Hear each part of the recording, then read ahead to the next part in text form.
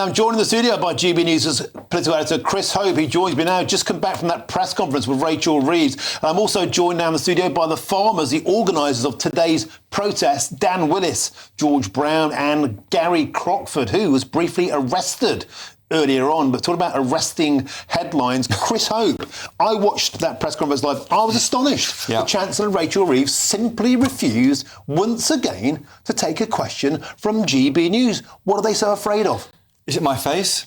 Am I an aggressive individual? Do I look at I'm furious about stuff? I'm cross on behalf of our viewers for not being cool, but maybe it's me. I don't know what it is. I had my hand in the air for the press conference last time when she did the pitch rolling over breakfast. Again, this time, the Chancellor looked at me twice, looked away. I think our viewers and listeners absolutely deserve answers from this Chancellor on what's going on. Why are 99% of them in our poll of thousands of viewers saying they're worse off? Why wouldn't the Chancellor ask that question? What about the nurses are standing amongst, many of whom are now on 40% tax? Will you apologise to them, Chancellor? These are the questions I would have asked her. But again, she chose not to. And I'm not sure we'll see her on the channel again for a while. And we haven't seen her. We haven't had a chance to put any of the questions that matter so much to our viewers and listeners. It is a gross insult to GB News viewers and listeners that the Chancellor is not taking our questions. Here's what happened moments ago. I believe that I made the fair and the necessary choices given the fiscal circumstances. I'm afraid that's all that I'm sorry. I think that's all that we've got time for this afternoon. But thank you very much, everybody, for coming along, and thank you particularly for the staff here. So then I was saying to her, will you take the question from GB News? No time. And I said, why not? And the question why not is not been answered yet. I've had a word with her team. And they're probably texting me now. But a word from their team to ask why on earth they are not taking questions from GB News viewers. We are Britain's biggest news channel since July. We deserve the respect from this government and not giving it to us, Martin. Chris Hope, I very, very rarely see you, Ryan. You're a calm, temperate, sober individual. You're furious. I'm furious about these people because I think it's outrageous. They must take the questions and answer the questions that our viewers demand we put to them. All we ask is a fair hearing. I want to get the Chancellor on the channel to explain what she's doing. She won't come on. It is a complete disgrace. What was interesting, though, that even so-called friendly journalists gave her a monster ring today. Even journalists that seem to be normally of the Labour lean, shall we say, said, today you've broken your manifesto pledge. How in good conscience can you stay in your job? Yeah. I was struck by the fact she was surrounded by the usual gaggle of hijacked public sector workers, in this case, nurses. As you say, nurses will find themselves amongst the 920,000 people dragged into higher tax rates, if they're not careful, by this Labour budget. These are people who any fair-minded taxpayer will want to pay for. We want to pay for nurses. They look after our families. They look after us if we fall ill. They are the heroes. They should, many of them, some should, but many should not be caught by the 40% tax. I was asking around in that group. Some were on 40% tax. And I said, well, why don't you ask a question? You won't answer mine. Why don't you say, why am I on 40% tax under your government? You said last year this, Chancellor, you said this, I've come to the conclusion that extending the threshold freeze margin would hurt working people. It would take more money out of their pay slips. She said that a year ago, and she was asked that question, said that's semantics. That's not semantics. That's the Chancellor saying doing this is hurting working people. And what's she doing? She's extending it by 3 years till 2031. 9 million extra people will be paying higher tax as a consequence of this budget today. We've got the record highest tax rate ever, 38.3% of people's income. And this is the point, 8.3 billion extra in those tax rises alone. 780,000 paying tax for the first time. 920,000 people, including a lot of those nurses, now paying higher rate tax, and they won't even take your question. It's astonishing. It's ridiculous, and I don't know what to say about this. I'm doing my best to get the questions that our viewers want answered to the top people in government. That I know she's not alone in this government in not coming on the channel, and it's got to stop. OK, Chris Hope, you made your feelings strong enough. If you're watching out there, Labour top brass, get in touch. Come and join us. We don't bite. Have a cup of tea. Just face the British public. We're the biggest news channel now out there. We have been for 4 consecutive months. More people watch us on our smaller rivals. You keep taking their questions. Come and face the music. What are you afraid of? There's nothing more important than keeping your money and your identity safe online. And with so many VPN options available, choosing the right one can be pretty daunting. But this video's sponsor, ExpressVPN, is making the choice easier for GB News viewers. ExpressVPN is offering up to 73% off, plus 4 extra months free. That's top-level security from just £2.49 a month, and you're covered by their 30-day money-back guarantee. So just click the link in this video's description or scan the QR code now.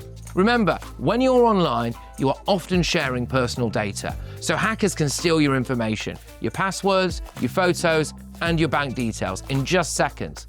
But ExpressVPN encrypts your connection, making it virtually impossible for hackers to access your personal information. So why choose ExpressVPN? Well, it couldn't be easier to use. With just one click, you are protected.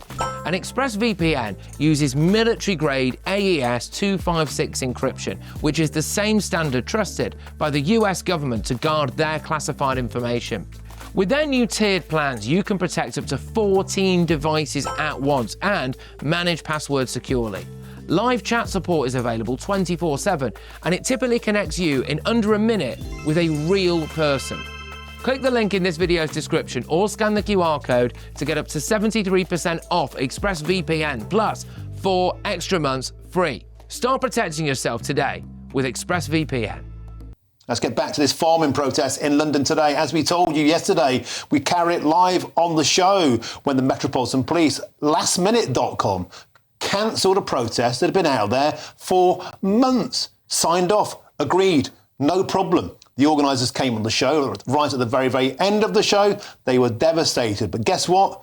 They couldn't stop the farmers rolling into London. I'm joined now by 3 of those lads who organised it. It's Dan Willis, George Brown and Gary Crockford, who was briefly arrested. I understand, Gary, more of that in a minute. Dan, come to you first. You were on last night's show. Thank you very much for that. You were crestfallen. You were clearly in a state of shock, but you didn't stay away from London. You didn't listen to the Met.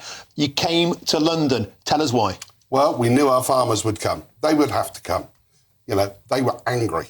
The Met's decision is just, you're just throwing petrol on the fire. So they were coming. There was nothing we could do to stop them. We had to come and see what was going to happen.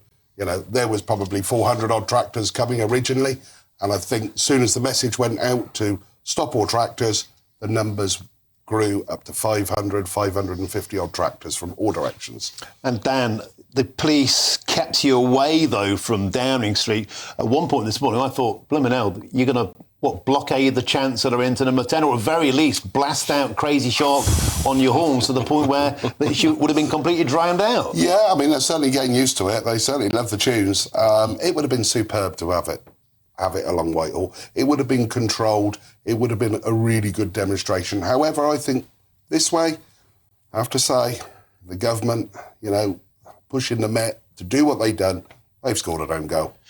Gary, let's bring you in now. I understand you were briefly cuffed by the old Bill for your part. Tell us about that. Yeah, driving happily down the road to come into London this morning. Police cars raced up the outside of us, pulled straight across in front of us, stopped us in our tracks. I sounded my horn as we were rolling to a stop. She came along and said, you need to get out of your vehicle. And I said, what for? I haven't done anything wrong. She said, you've sounded your horn while you're stationary, which, as far as I'm aware, wasn't an offence. If you let me tell you this much for free. If you arrested everybody in London who's sounded their horn while they're stationary, half of London would be in the nick. And that was my answer to her. That was my answer. I said, why aren't you arresting half of London then? And she didn't really have an answer. The old Bill do it. Yeah, she didn't have an answer for it. Let's get that video on again. So Gary, this is you. What time of day was it? This is early this morning, right? Still dark. It would have been just before 6, I would have said. Just before 6. So you're driving to London. They flagged you down. Yep. They've got you in handcuffs. You're obviously still here. Yep. So you didn't? Did you see did you trouble the inside of a jail cell, or did they let you go? No, they literally kept me on the side of the road for half an hour while they checked out vehicle, because they said it might be stolen. And I said, do we all look like thieves? There's 20 of us in a row. Did we look like we've stolen these tractors? You like hot-wired a tractor and just decided to drive to London for the day. Seriously? And she just couldn't answer any of my questions. Yeah, I think that they were just trying to make a point out of some of us today. George, let's bring you in now. You've been sat there patient. It just is an incredible situation where I watched the budget today with actually three of the farmers who come on the show regularly, Ollie Harrison, Clive Bailey, Martin Williams. They were watching it in GB News here, and we were all listening for the Chancellor to even mention the F word, farming. Didn't even get a mention. No, absolutely. No, I don't think we're in the front or the back of their minds. I'm sure we have been today. To be quite honest, I think farmers will be right in the front of their minds. But as far as looking after us, they don't seem to have us on the radar at all. It's an incredible state of affairs, gentlemen. Thank you for coming all the way down here. Thank you for coming to see us in the studio today. And I wonder, actually, if what's happened today has simply galvanised the public support for what you gentlemen and ladies. 100%. Do. I mean, are you getting that feeling that the public are more behind you? Oh, absolutely. I mean, you can see the looks on their faces. The public, whether it's, people in cars, taxis, buses, trucks, they're all out there waving, blasting their horns with you, giving it the big fist bump. They love it. I mean, we don't want to be here. That's the fact of the matter. We don't really want to be here. We need to be at work. We've got farms to run, And it's a sad state of affairs that we're stuck here doing this, really. I mean, it's unbelievable to be put in such a position. OK, Gary, Dan and George, thank you very much. If you're around in about 40 minutes, I'll have a pint with you over the road. Thank you very much, gentlemen. Now I'm joined by those farmers. Now we're going past that. Let's get to Lichfield now for more budget reaction. GB News national reporter has been the centre of Britain. Jack Carson, it's got to be thirsty work. Over to you. Thank you very much, Martin. Well, I was getting jealous of Tom Harwood being in a pub all day, so I've come to one and got myself a drink as well. But, of course, one of the things introduced in today's budget, of course, are those changes to alcohol duty coming in, that rise coming in from February 2026. Now, the government say that is to maintain its current real terms value. They say it's to not only balance the important contribution of producers and the hospitality sector to the UK's economy, but also do what the duty's job, they say, is, which is to try and reduce alcohol harm. But, of course, people here, businesses here, that is going to be another cost for them to take on, as well as so many costs that just running a premises for your business includes, as well as electricity, heating, all of those kind of additional costs. Tony Bottley, who is the owner here of the Whippet Inn in Lichfield, spoke to us earlier on. I think sort of disappointment, but I'm not surprised by anything I've heard today. I mean, there's been a bit of tinkering around the edges with business rate relief, but ultimately the VAT liability for a place like this, to give you an example, I've tripled turnover since I took this place over 3 years ago, and I'm barely breaking even. And it's the VAT liability, it's the increased costs of running this place. My electricity bill this month is £500. Look at this. Darryl?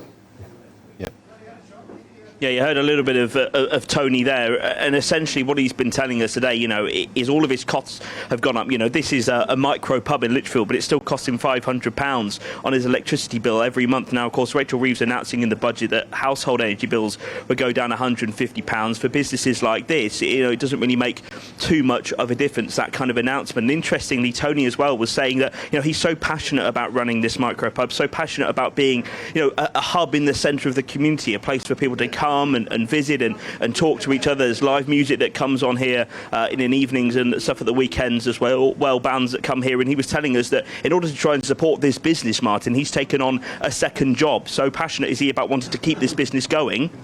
He's taken on a second job just to try and afford it. So he's become even more of a working person. Of course, working people getting quite a mention in the budget today by the Chancellor. He's become even more of a working person just to try and keep this business going. But also he mentioned as well, of course, with the increase that we're seeing to the national living wage, he's having to cut down some of the hours of his staff. So this is really, here in Lichfield, middle of the country, that's the kind of impact that this budget is already having on businesses here.